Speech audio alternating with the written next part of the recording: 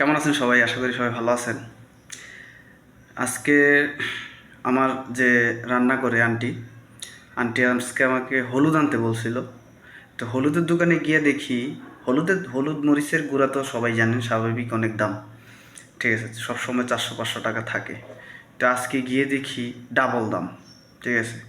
তখন মামারে বললাম যে মামা ঘটনা কি, হলুদের দাম এত বেশি কেন? ঠিক আছে, তখন মামা আমাকে বলতেছে যে মামা, হলুদের দাম জিজ্ঞাসা করেন না, হলুদের দাম কেন বেশি ফেসবুকে একটু দেখেন। তখন হলুদ না কিনে আন্টিকে বললাম হলুদ ছাড়াই রান্না করেন। কি করব, যেই দাম, ঠিক আছে, হলুদ ছাড়াই রান্না করতে বলছি। দেখ আজকে আন্টি মোটামুটি হলুদ ছাড়াই রান্না করছে। আমি আজকে প্রায় মানে ঈদের ছুটির পরে সবাই যারা মানে চাকরি করে তারা আশা করি সবাই বিজি, এই গত সপ্তাহটা গেছে। তো এই কারণে ফেসবুকে বিশেষ করে ঢোকা হয় নাই, ঠিক আছে। এই কারণে মানে হলুদের যেই ব্যাপারটা সেটা আমি মানে আমার আয়ত্তে ছিল না। হলুদটাকেও আমরা ছাড়ি নাই। এখন বর্তমানে ট্রেন্ডিং আছে হলুদ। আর আপনি আমি সবাই জানি যে বাংলাদেশে যে জিনিসটা মানে আমরা ধরি সেইটা যতক্ষণ না পর্যন্ত ছিঁড়ে যাবে ততক্ষণ পর্যন্ত সেটাকে ছাড়ি না।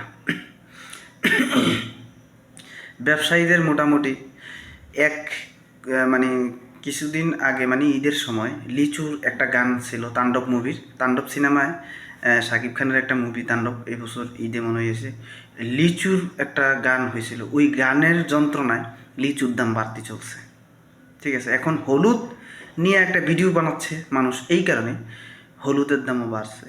যেখানে 400 টাকা ছিল সেখানে 800 টাকা। খাইলে খাও, না খাইলে নাই। যদি বলে যে কেন দাম, মানে ফেসবুককে জিজ্ঞাসা করো।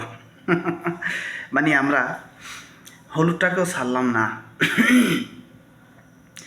ঘটনা হইলো, আমি যারা ফেসবুকে, টিকটকে, ইউটিউবে মানে ভাইরাল পারসন আছেন, আপনারা অন্ততপক্ষে আমাদের দেশের যেই জিনিসগুলা মানে ব্যবসার মধ্যে আছে, যে ব্যবসায়িকদের আয়ত্তে আছে, ওই জিনিসগুলো নিয়ে দয়া কইরা, ঠিক আছে, ওই জিনিসগুলোরে ভাইরাল কইরেন না কষ্ট করে।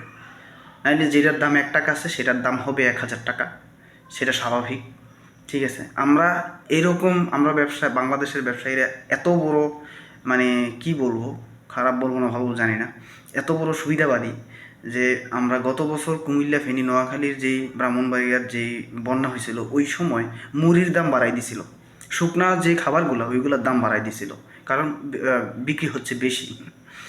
এই কারণে বলবো